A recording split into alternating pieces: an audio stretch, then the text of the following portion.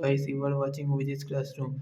So as you know that TCS Ninja to digital conversion and is being happened. So TCS Elevator One program is being happened. So we are conducting the previous year question. So we are conducting the technical tech 12 Selenium previous year question. So you are watching Vijay's Classroom. So in the previous video we are discussing our 19 questions. So now we are move forward to the 20 question. So select the operating system which is not supported by Selenium IDE. So Selenium IDE not supported Unix, Windows and Mac. So Selenium IDE not supports the Windows operating system. So the correct option is Windows. A Unix. Sorry.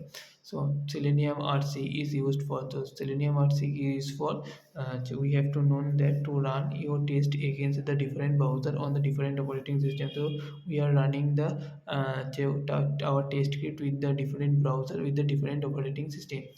So now number 22 question. So which of the component of the Selenium is most important? So this is also the most important question.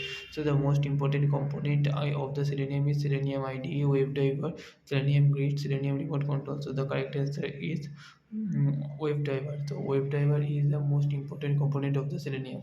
So 23.